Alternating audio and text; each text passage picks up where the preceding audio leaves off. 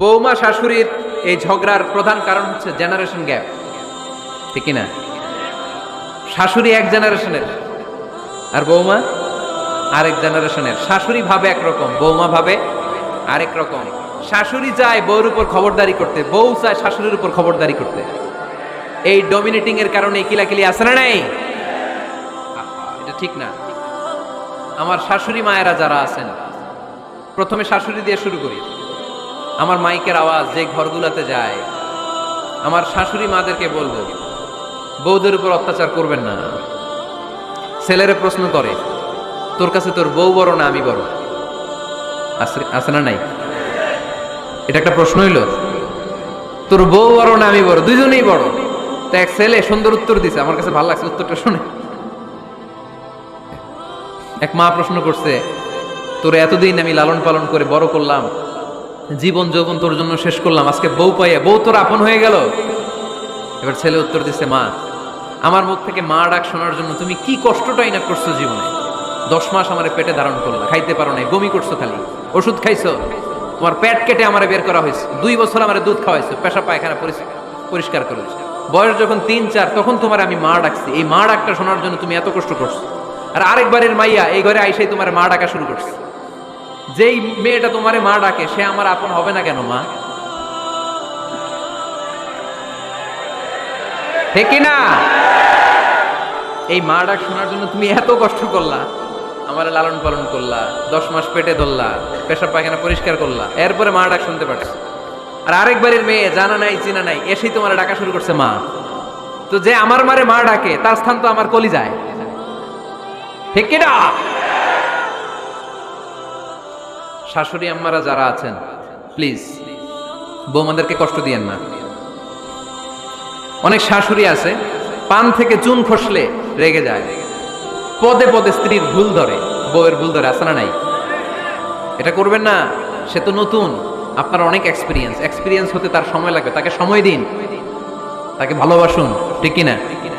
না বুঝে সামান্যতে বৌমারে বদদোয়া দেয়, এরকম আছে না নাই? কিন্তু বুঝতে চায় না, বৌমারে যদি বদদোয়া দেয় তাহলে তার নিজ ছেলের পরিবারের ক্ষতি, পেটে ধরা যে ছেলে, ছেলের পরিবারের কিন্তু ক্ষতি, তার আপন নাতি নাতনিদেরই ক্ষতি। আওয়াজ করে বলেন ঠিক না? বৌমাকে বদদোয়া দিয়েন না। বৌমাকে নিজের মেয়ের মতো দেখবেন। সমাধান আমি দিচ্ছি, কেমন দেখতে হবে? নিজের মেয়ের মতো। নিজের মেয়ে সকালে ঘুম থেকে ওঠে 11টায়, ওইটা সমস্যা নাই। বৌমা কেন উঠলো না, ওইখানেই ঝামেলা, আছে না নাই? মেহেরবানি করে আপনার বৌমাকে আপনার নিজের মেয়ের মতো দেখেন। নিজের মেয়েরে যেমনি আদর করেন তাকেও অমনি আদর করেন। আপনার বৌমারে যদি আপনি কষ্ট দেন, মনে রাখবেন আপনার নিজের মেয়েটাও আরেকবারের বউ হয়ে কয়েকদিন পরে যাবে। আপনি যা যা করবেন আপনার মেয়েকেও তারা ওই রকম কষ্ট দিয়ে বাড়িতে ফিরিয়ে দিবে। চিল্লায় বলেন ঠিক কিনা? খবরদার, টিট ফর ট্যাট, ইটটি মারলে পাটকেলটি খেতে হয়। এজন্য শাশুড়ি আম্মা জানারা যারা আছেন, বৌমার সাথে খারাপ আচরণ করবেন না মেহেরবানি করে। তাকে আপনি কষ্ট দিলে আপনার নিজের মেয়েটাও আরেক বাড়ির বৌমা হবে, সেও ওই বাড়িতে এই কষ্টগুলো ভোগ করবে। এগুলো যখন আপনি শুনবেন তখন আপনার চোখ দিয়ে পানি পড়বে কি পড়বে না? পড়বে। এবার আসেন বৌমার কথা বলি।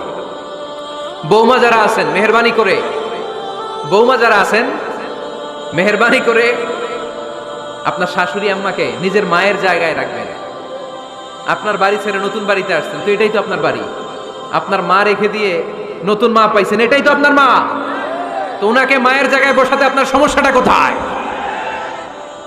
বৌমারা খেয়াল রাখবেন, আপনি আপনার শাশুড়ির সাথে যে আচরণটা করতেছেন, আপনার শেষ বয়সে আপনার ছেলের বিয়ে দেওয়ার পরে যে বৌমাটা আসবে ওই আচরণই আপনাকে ফিরিয়ে দিবে।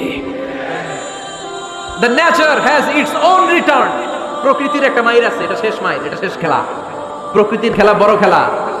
আপনি আপনার শাশুড়ির সাথে যে আচরণ করবেন, আপনার শেষ বয়সে আপনি একদিন শাশুড়ি হবেন, এটা মাথায় রাখবেন।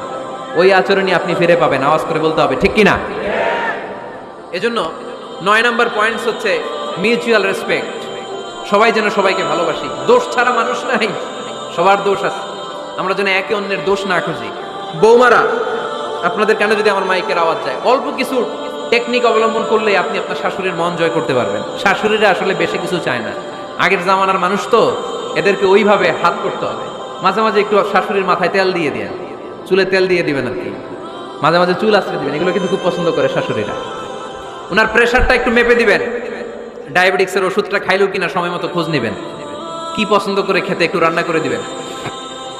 যেই বক্তার ওয়াজ শুনতে পছন্দ করে ওই বক্তার ওয়াজগুলো ডাউনলোড করে শাশুড়ি আম্মাকে দিবেন, ইসলামী বই দিবেন। দেখবেন বয়স্ক নারীরা মাহফিল যেতে খুব পছন্দ করে, ওয়াজ শুনতে খুব পছন্দ করে, নবীদের কাহিনীগুলো শুনতে পছন্দ করে। বসায় বসায় একটু কাহিনীগুলো শোনাবেন। বাইরে বেরোলে জিজ্ঞেস করেন, আম্মা আপনার কিছু লাগবে কিনা। আরেকটা টিপস আছে, চুল যখন আশ্রাবেন আর শাশুড়ির মাথায় যখন তেল দিয়ে দিবেন তখন অতীতের কথা জিজ্ঞেস করেন। দেখবেন অতীতের স্মৃতিতে হারিয়ে গিয়েছে আপনার শাশুড়ি। কি জিজ্ঞেস করবেন জানেন? জিজ্ঞেস করবেন, আম্মা জান মুক্তিযুদ্ধের সময় আপনার বয়স কত ছিল? ওই সময় মুক্তিযুদ্ধের সময় আপনাদের এলাকায় কি কি হয়েছিল মা? আরেকটা প্রশ্ন করবেন, মা বিয়ের সময় আপনি কেমন ছিলেন? ওই দিন দেখবেন বুড়ি আর বুড়ি নাই, জুয়ান হয়ে গেছে। ওই দিন বলবে, মা আমি অনেক সুন্দরী ছিলাম, আমার মাথায় অনেক চুল ছিল, আজকে নাই। আমগো গ্রামে আমার সাথে সুন্দরী মাইয়া ছিল না। অতীতের স্মৃতিতে স্মৃতি হাতড়াতে হাতড়াতে তিনি হারিয়ে যাবেন। জিজ্ঞেস করবেন যে, মা শীতকালে আপনাদের দেশে কি পিঠা বানাতেন আপনি যখন ছোট ছিলেন? আপনার বাপ চাচারা কি করতো? এগুলো জিজ্ঞেস করলে উনি স্মৃতির পাতা হাতড়াতে হাতড়াতে চোখ দিয়ে দাঁড় দাঁড় করে ওনার পানি ঝরতে শুরু করবে। আপনার জায়গায় ওনার হৃদয়ের মণিকোঠায় এমন জায়গায় পৌঁছবে আপনার ছাড়া উনি কিছুই বুঝবে না। বৌমারা এই অল্প কিছু টিপস অবলম্বন করে আপনারা আপনাদের শাশুড়ির মনকে জয় করতে পারেন। শাশুড়ি বৌমার দ্বন্দ্ব আমরা চাই না।